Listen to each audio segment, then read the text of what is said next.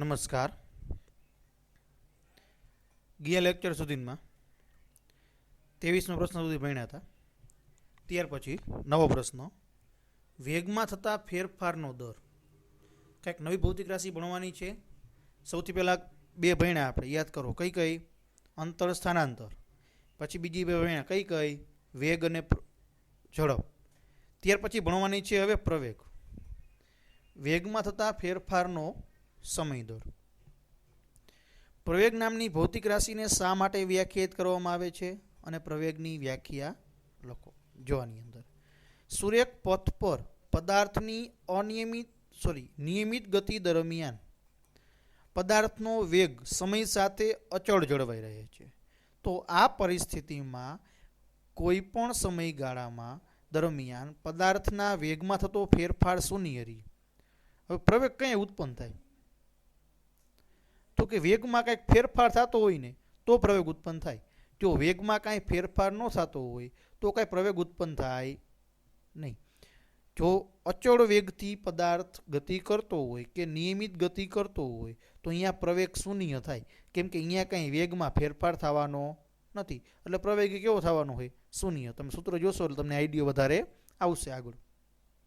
પણ અનિયમિત ગતિ દરમિયાન તેનો વેગ સમય સાથે બદલાય છે. કે જ્યારે તમને ઉપર ઉદાહરણ આવ્યું કે વડોદરાથી અમદાવાદ, તો અહીંયા અમુક જગ્યાએ વેગ વધતો હોય, અમુક જગ્યાએ વેગ ઘટતો હોય. તો જ્યાં વેગ વધતો હોય પછી વેગ ઘટતો હોય તો વેગમાં કંઈક ફેરફાર થયો કહેવાય. તો સમય સાથે વેગ બદલાય છે. જુદા જુદા ક્ષણે ગતિપથના જુદા જુદા બિંદુ એ વેગના મૂલ્યો અલગ અલગ હોય છે. તેથી આવી પરિસ્થિતિ દરમિયાન પદાર્થના વેગમાં થતો ફેરફાર શૂન્ય હોતો નથી. આ બધા દરમિયાન પદાર્થના વેગમાં થતો ફેરફાર શૂન્ય થાય નહીં. બાકી વેગમાં નિયમિત ગતિ હોય તો શૂન્ય થાય.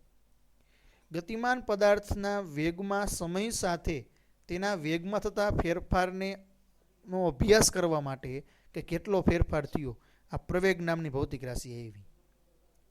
એકમ સમયમાં ગતિમાન પદાર્થના વેગમાં થતા ફેરફારને શું કહેવાય? પ્રવેગ કહેવાય. ઓમાં શું હતું? એકમ સમયમાં પદાર્થે કાપેલું અંતરને ઝડપ કહેતા હતા. પછી સ્થાનાંતરને વેગ કહેતા હતા અને વેગમાં થતા ફેરફારને પ્રવેગ કહે. ગતિમાન પદાર્થના વેગમાં થતા ફેરફારનો સમય દરને પ્રવેગ કહે છે. પ્રવેગનું સૂત્ર પ્રવેગ ગતિ પ્રતિપ્રવેગ ગતિ. પ્રવેગ એટલે તો કે એકમ સમયમાં વેગમાં થતા ફેરફારનું માપ. પ્રવેગ એ એટલે એક્સેલરેટર, એને પ્રવેગ કહેવાય ઇંગ્લિશમાં. એક્સેલરેટર ઇંગ્લિશ શબ્દ. વેગમાં થતો ફેરફાર છેદમાં લાગતો સમયગાળો. મતલબ તો કે delta V by delta T. Delta V એટલે જ્યાં ડેલ્ટા આવે અહીંયા ફેરફાર ગણવાનો, વેગમાં થતો ફેરફાર. ડેલ્ટા ટી એટલે સમયમાં થતો ફેરફાર. જો કોઈ પદાર્થ હોય એ ટી બરાબર 0 સમયે એનો પ્રારંભિક વેગ યુ હોય અને ટી બરાબર ટી સમયે થોડોક સમય થાય પછી એનો અંતિમ વેગ વી હોય, તો પ્રવેગ બરાબર એ બરાબર અંતિમ વેગ માઇનસ પ્રારંભિક વેગ છેદમાં અંતિમ સમય માઇનસ પ્રારંભિક સમય. તો વી માઇનસ યુ છેદમાં ટી માઇનસ 0. ટીમાં 0 બાદ કરો કે ન કરો કાંઈ ફેર પડે નહીં. તો વી માઇનસ યુ છેદમાં ટી.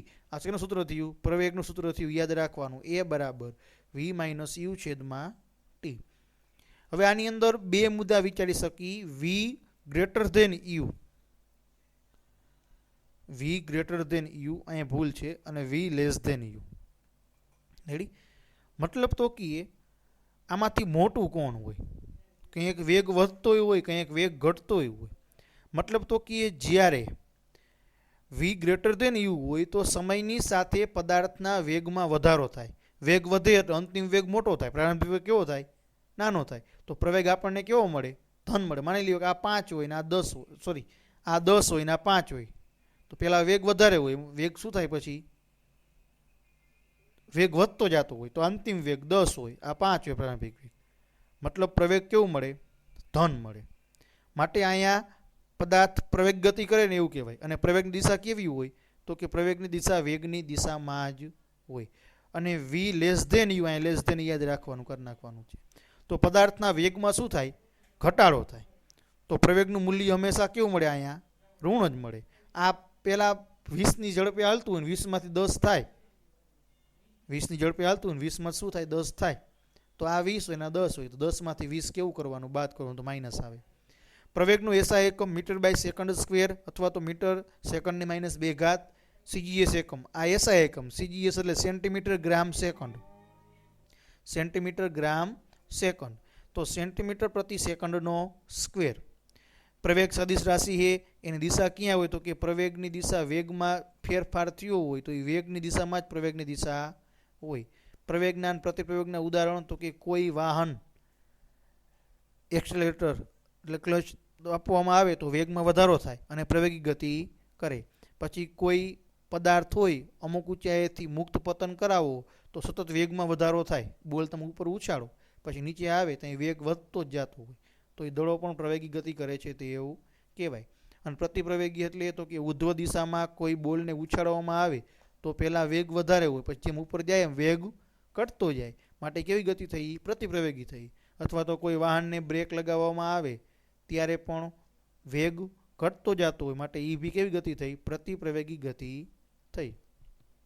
નિયમિત પ્રવેગી અને નિયમિત પ્રતિપ્રવેગી, તો કે કોઈ પદાર્થ સુરેખ પથ પર ગતિ કરતો હોય અને એક સરખો જ વેગમાં એક સરખા સમયગાળામાં વેગમાં એક સરખો જ વધારો થતો હોય તો એ પદાર્થ નિયમિત પ્રવેગી ગતિ અથવા તો અચળ પ્રવેગી ગતિ કરે છે તેમ કહેવાય.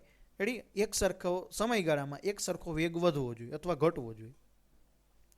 અને નિયમિત પ્રતિપ્રવેગી, તો કે એક સરખા સમયગાળામાં એક સરખો વેગ ઘટવો જોઈએ. આમાં શું હતું, વેગ વધવો જોઈએ, આમાં શું હતું, વેગ ઘટવો જોઈએ, તો એ નિયમિત પ્રતિપ્રવેગી ગતિ કરે છે તેમ કહેવાય. અને અનિયમિતમાં શું હોય, તો કે કોઈ વેગ બદલવાનો દર અનિયમિત હોય, કાંઈ નક્કી હોય નહીં, કેટલો વેગ વધે કેટલો વેગ ઘટે. ઉદાહરણ તરીકે ટ્રાફિકવાળો રસ્તો હોય, અહીંયા વાહન ગતિ કરતો હોય તો અહીંયા વારંવાર વેગમાં ફેરફાર થતો હોય, રેડી, માટે પ્રવેગ બી વારંવાર બદલાતો જતો હોય, તો આને અનિયમિત પ્રવેગી ગતિ કહેવાય. કોઈ પણ વસ્તુની બાબતમાં ક્યારે કહી શકી કે અચળ પ્રવેગથી ગતિ કરે, તો કે એક સરખા સમયગાળામાં એક સરખો વેગ હોય અથવા વેગ વધતો હોય તો એ નિયમિત પ્રવેગી કે અચળ પ્રવેગી ગતિ કરે છે તેમ કહેવાય. નિયમિત આવે સમજી જવાનું, એક સરખા સમયગાળામાં એક સરખી વસ્તુ થવી જોઈએ. તે અસમાન પ્રવેગથી ગતિ કરે છે, તો કે જ્યારે વેગ એક સરખા સમયગાળામાં અલગ અલગ રીતે બદલાતો હોય તો પદાર્થનો પ્રવેગ અનિયમિત છે તેમ કહેવાય. કોઈ બસ છે, જો દાખલો એક આવ્યો, બસ એ 5 સેકન્ડમાં 80 કિલોમીટર વેગ હતો એનો, 1 કલાકમાં 80 એ બસ હાલતી હતી, એમાંથી 60માં થઈ જાય બ્રેક મારે એટલે, તો પ્રવેગ શોધો. તો પ્રારંભિક પહેલાં કેટલાય હાલે છે, 80 કિલોમીટર પ્રતિ કલાક, એને મીટર બાય સેકન્ડમાં ફેરવવાના, એટલે બધું જો મીટર સેકન્ડમાં જ લઈ લેવાનું. તો 80 ગુણ્યા 1000, આ કિલોમીટરના શું લખ્યા આપણે, મીટર લખ્યા, અને 60, અને આ 60 સેકન્ડ થઈ, એટલે 800/36 મીટર બાય સેકન્ડ. હવે 60ને એ જ રીતના ફેરવવાના, એટલે 600/36. સમય કેટલો હોય, 5 સેકન્ડ, તો એ બરાબર v-u/t, સાદું રૂપ આપી દેવાનું, એટલે કેટલો પ્રયોગ આવ્યો, 1.11 મીટર બાય સેકન્ડ. જો આ બસ બતાવી મર્સિડીઝ બેન્ઝની.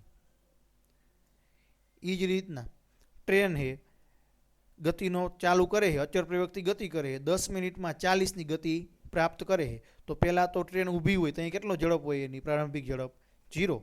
કેટલી આવે, 40 આવે, એટલે 100/9, આટલી અંતિમ ઝડપ થઈ. કેટલી સેકન્ડમાં, 10 મિનિટમાં. તો 10 મિનિટની શેમાં ફેરવી નાખવાનું, સેકન્ડમાં ફેરવી નાખવાનું, રેડી. 10 સાદુરૂપ આપી દેવાનું, સાદુરૂપ આપો એટલે 1.85 ગુણ્યા 10⁻²² મીટર બાય સેકન્ડ, આટલી શું થયું, એનો પ્રવેગ થયો. એટલે જો ટ્રેન બી બતાવી બાજુમાં. બેસે મગજમાં આટલું, રેડી. અહીંયા સુધી રાખો, 31 પ્રશ્ન સુધી. આ બધા પ્રશ્નો ડેઈલી જેટલા હલાવ એ બધા પ્રશ્નો પાકી નોટમાં લખીને પાકા કરી લેવાના છે. અત્યારે પ્રશ્ન કેટલા આવેલા આપણે, તો કે પ્રશ્ન નંબર 24 થી 30, 6 પ્રશ્ન આવેલા, રેડી. આલેખનું ગતિ કે નિરૂપણ એ બધું નેક્સ્ટ લેક્ચરમાં જોશું આપણે.